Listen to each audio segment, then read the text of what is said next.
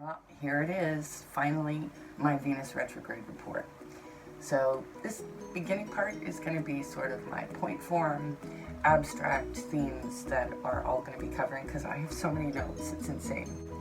Venus has been in Gemini since the beginning of April, and we're not going to be out of the effects of Venus in Gemini and the retrograde until we hit about the first week of August.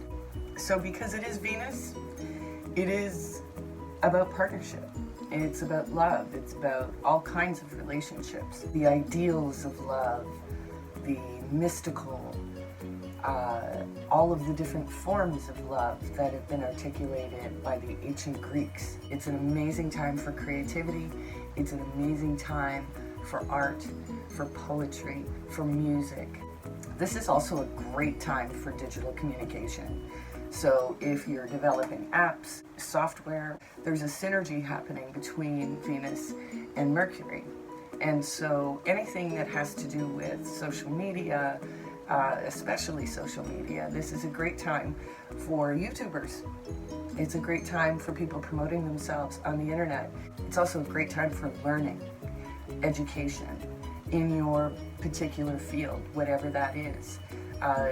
Training, reviewing, upgrading your credentials. Excellent time for study. But this is the idea phase, the brainstorming phase, so that when the planets are moving forward again, we have all the information that we need. We've gathered all the tools necessary, and we can now proceed with a far more refined, reorganized, and workable plan to move forward. People who are on a spiritual path, who are stepping into their gifts and abilities in this regard, those who are seeking a deeper communion with the divine are likely going to find it. And then, the more vain things, because it is Venus and Venus is retrograde, it's a really bad idea to do impulsive haircuts, hair color, tattoos, all of that kind of thing. If you're going to do that kind of thing, it's because you've been working with somebody for a while on your design. Otherwise, you're really taking a chance. Be very careful about things like identity theft, especially if that's something that you've already been through. Venus in Gemini is going to stimulate a need for more freedom in relationships. So open relationships, all sorts of new sort of alternative ways to conduct relationships in this day and age. And, these things are already happening, but they're definitely going to get more support. Gemini is all about social. This is the season of the sapiosexual. So intellect is going to be an important factor in attraction. It's really not the best time to start a relationship.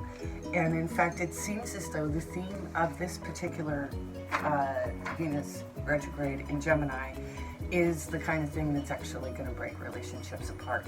We're looking at a lot of temptation towards toxic habits such as codependency, deceit, betrayals, acting out, and the danger zones for acting out are going to be anywhere from the last week of May through until mid-June. And again, there's this tendency towards impulsivity. And indiscretions, infidelity, love triangles. All of these things are definitely possible. It's not about preventing karma. It's about focusing on the karma that we've come here to deal with. If your relationship is not sturdy going into this transit, you're probably going to be dealing with a complete and total breakdown. But it's important to trust that this is divinely orchestrated, that whatever is leaving, the better you get at letting go of it, the faster you're going to get to your next destination in your story. The other kinds of low vibrational things is going to be entitlement. It's going to be acting out under the stress of being confined for so long. I'm also anticipating that by the way that the astrology is working, that something is going to happen in the collective that's going to actually make the lockdown even tighter. If we learn not to become attached to certain outcomes, we'll see that there's been a natural course of events that have been set into motion. So depending on your sign, the focus is going to be maybe a little bit different than somebody else, but these are just the general themes that we're all passing through right now through the collective. So how that applies to you is going to be your personal experience. It's ultimately your choice as to how you want to deal with the energies that are present for you now. So when we get to the mid-June zone, things are going to get pretty uncomfortable for most of us. That uncomfortability is about moving us out of whatever we've become too comfortable with. The other things that we need to be careful of is how we're dealing with truth in our lives and whether we're sticking closer to wishful thinking. But what all of this is bringing us to our sense of our own truth. We know what truth feels like. We know when we're living it, and we know when we're not. Venus retrograde in Gemini is going to encourage reason over passion. At the end of the day, self-love leads to better relationships across the board. Self-care is everything right now. And the more you take care of yourself, the more it's going to change the energy of all your relationships. It is your responsibility to put yourself first. We're all at different stages of learning, and it's going to be important through all of the tension that we're all going to be feeling to be compassionate to each other and to not get stuck in that thought pattern of, I'm in this all by myself. We are all walking a similar path. We're just expressing it in different storylines. So there's my all over the board themes for Venus retrograde. I'm going to be covering a lot more of these dynamics when I hit the new moon in Gemini report, when I hit June's report. We're going to be talking about Venus retrograde all summer long. So stay with me and enjoy your reading. Hey Capricorn, and welcome to your reading. So this Venus retrograde in Gemini is happening in your 6th house. So that's your house of health regimes and daily routine.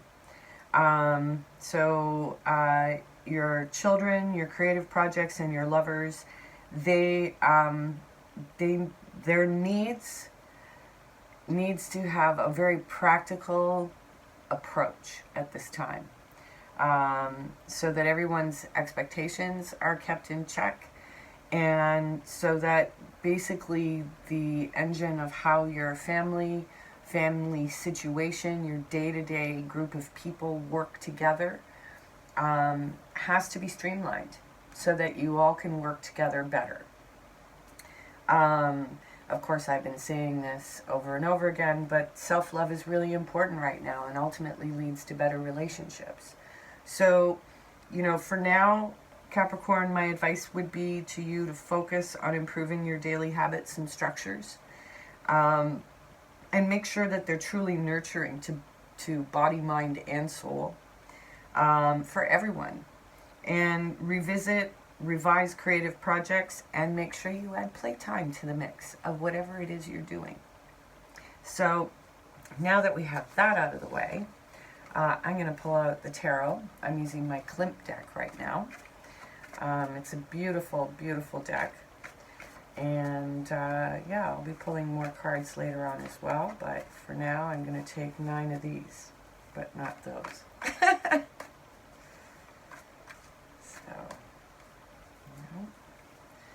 Alright, for Capricorn, there's your first card.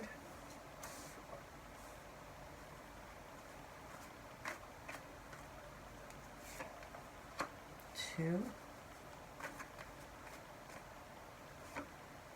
3, 4, and 5. Nice. 6, 7, 2 more, 8, 1 more, 9, yay! So what are the surrounding energies for Capricorn? The Empress. Well, who's got it going on? So this could be you feeling pretty nurturing and, feeling full with taking care of the people around you. And that might be exactly where that balance needs to be taken into consideration. So let me take a look at your cards and we'll see what your story is. So you're definitely moving into a better place. You know, it's a very similar story for us all. In the past, you know, you may have taken a leap of faith, and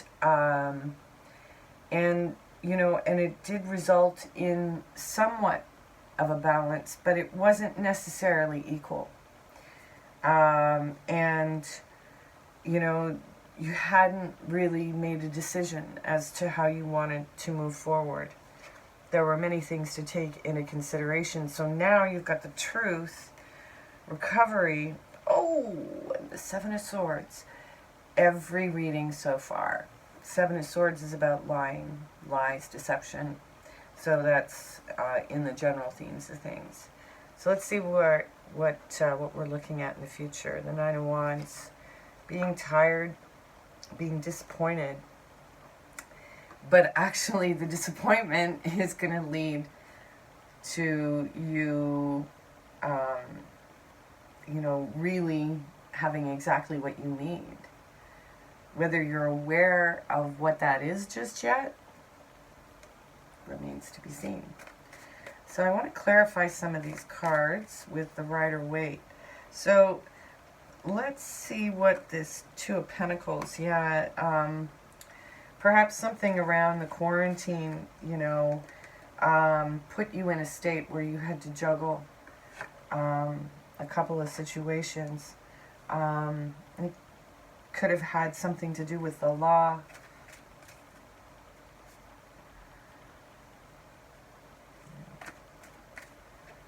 Or there could have been legal concerns in the way. And then we have the Five of Cups.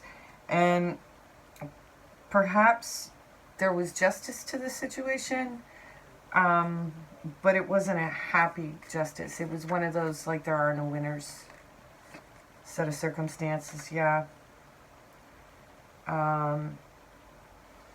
Okay, so what's the Six of Swords all about? Okay, it could be a fire sign, Aries, Leo, or Sagittarius, or someone very good looking. Also, someone who commands authority just by walking into a room. And perhaps some sort of celebration, reconnection with that person. Let's take a look at the truth first. Oh, is that there's passion. And there's definite passion. And it's not the kind of passion that goes away. So what are the lies? That you feel successful. That this was a successful victory. Or that the lies got you out of a situation successfully. Interesting.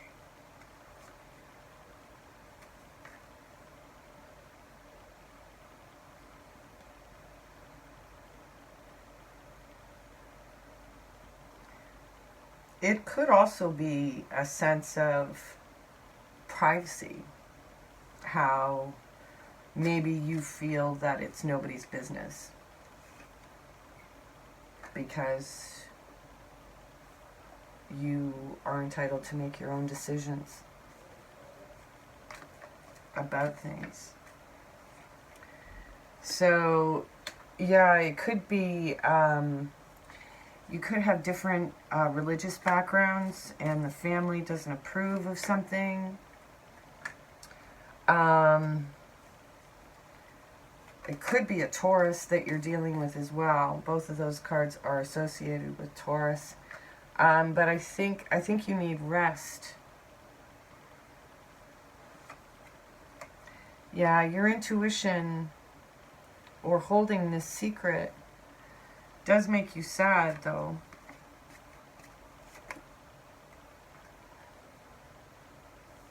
and you bury yourself in your work to distract yourself from it when you really want to apologize.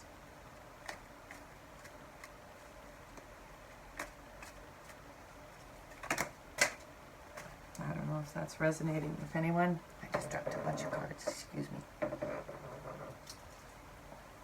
Alright. So, the Nine of Cups, wish come true, is the Queen of Cups. So, water sign, Cancer, Pisces, Scorpio. And possibly a new relationship, a new living situation.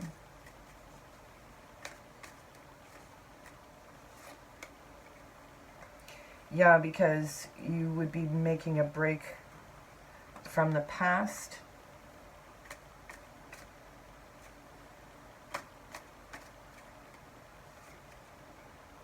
And starting all over again in love.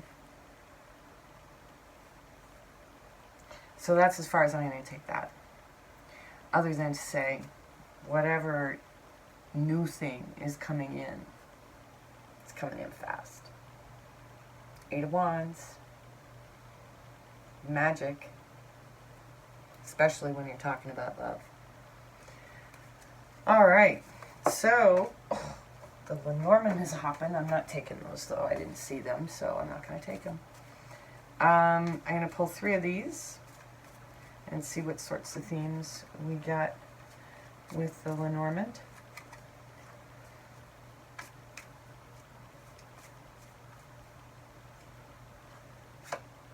Alright.